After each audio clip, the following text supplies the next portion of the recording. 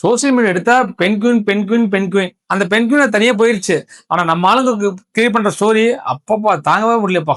அது எதுக்கு வேணா போயிட்டு போகுதுங்க. ஆனா அந்த பெண் குயின் ஒரு கதை சொல்லியிருக்கு. அந்த கதையை இப்ப கேட்கலாங்க. நிறைய மேடைகள்ல வந்து சில பேர் பேசியிருப்பாங்க.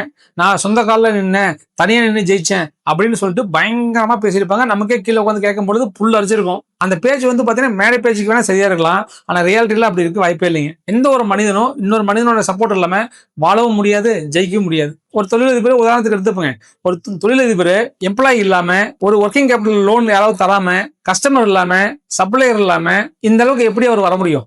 லைஃப்ல எல்லாம் பெருசா சாதிச்சவங்க எல்லாம் முதல்ல அவங்க நம்பினாங்க. வெற்றிக்கு வந்து அவங்களோட நம்பிக்கையை முதல் படின்னு அவங்க ரொம்ப பிலீவ் பண்ணாங்க. வெறும் நம்பிக்கை வச்சு எதுவும் பண்ண முடியாது, செயல்பாட்டுல தான் ஜெயிக்க முடியும் அப்படின்னு அவங்க தீர்க்கமா இருந்தாங்க. மத்தவங்க செயல்பாடை காட்டிலும் என்னோட செயல்பாடு தான் ரொம்ப முக்கியம் அப்படிங்கறத அவங்க ரொம்ப நம்பி அவங்க செயல்பட்டாங்க, ஜெயிச்சாங்க. நம்ம வாழ்க்கையில ஜெயிக்கணும்னா கண்டிப்பா அடுத்தவங்களோட உதவிங்கிறது கண்டிப்பா தேவைப்படும். அதுக்கு முன்னாடி நம்மளோட செல்ஃப் ஆக்ஷன்ங்கிறது ரொம்ப ரொம்ப இம்பார்ட்டன்ட். அதனால இப்பவே உங்களோட இலக்குக்கு தகுந்த ஆக்ஷன் எடுங்க.